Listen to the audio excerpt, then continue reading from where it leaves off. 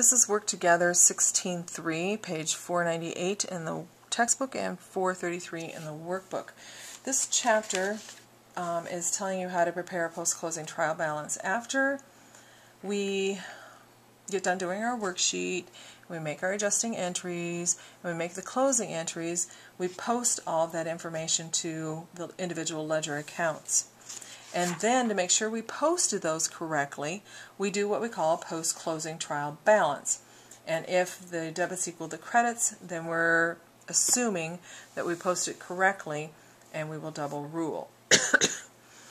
The company that they have us working for is Visual Arts Center.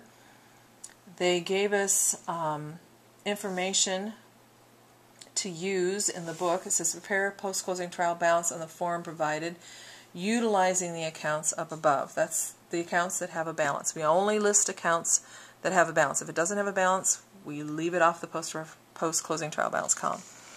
So, the company name goes first, Visual Arts Center. And what is this financial statement? It's called the post-closing trial balance, December 31st, 2012. The first thing they list is cash. Cash has a debit balance, and they tell us $21,810. Oh, and 20 cents. Then they have petty cash of $350, and petty cash has got a debit balance. Then accounts receivable,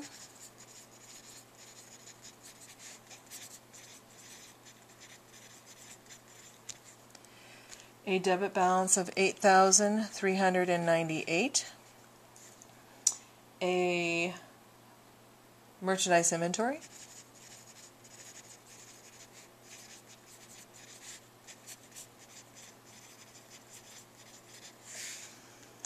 and that's for $190,980.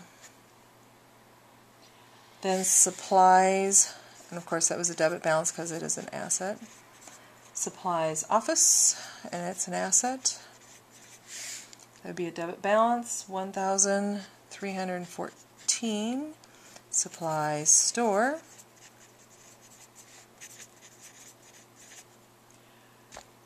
$2,268. I think I'll move this up. Next, prepaid insurance is still an asset. So prepaid insurance, debit balance, $1,980. Accounts payable, that would be a liability. So that will have a credit balance, $11,676.50. Sales tax payable, also a liability,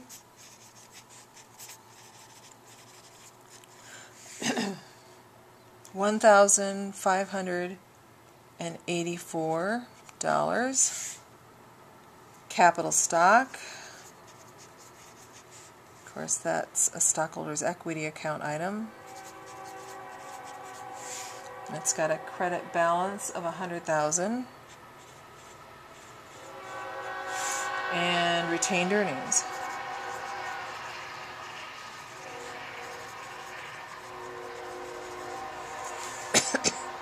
Credit balance of $113,840.50. So then we will single rule, because that's all the accounts they say have balances, because we've closed out all the others. And we'll write totals over here before we forget. And we'll add these columns vertically. So the total for debits is $227,101 And that's the same for total credits, $227,101. And since they equal, we double rule across the numbered items. And that's it, 16.3. Your turn to do on your own 16.3.